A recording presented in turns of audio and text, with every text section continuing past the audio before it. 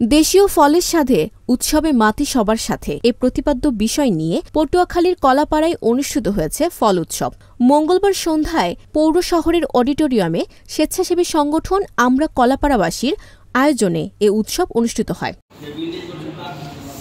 এ সময় অতিথিদের মাঝে আম, জাম, কাঁঠাল, লিচু, পেয়ারা, পেঁপে, আনারস ও কলাসহ হরেক পদের ফল পরিবেশন করা হয়। এর আগে ফল উৎসব উপলক্ষে আলোচনা সভা অনুষ্ঠিত হয়। আমরা কলাপাড়াবাসীর সভাপতি নাজমুস সাকিবের সভাপতিত্বে সভায় বক্তব্য রাখেন কলাপাড়া উপজেলা নির্বাহী অফিসার রবিউল ইসলাম, উপজেলা যুব উন্নয়ন কর্মকর্তা স্বপন কুমার ও কলাপাড়া প্রেস ক্লাবের সাধারণ সম্পাদক মোশাররফ হোসেন মিন্টু সহ স্থানীয় গণ্যমান্য ব্যক্তিবর্গ। বক্তারা প্রয়োজনীয় ভিটামিন মেটানোর জন্য প্রতিনিয়ত সবাইকে ফল খাওয়ার আহ্বান জানান। এছাড়া ইউএনও, উপজেলা পরিষদ সহ সকল সরকারি অফিসের ছাদে ছাদ বাগান করার ঘোষণা দেন।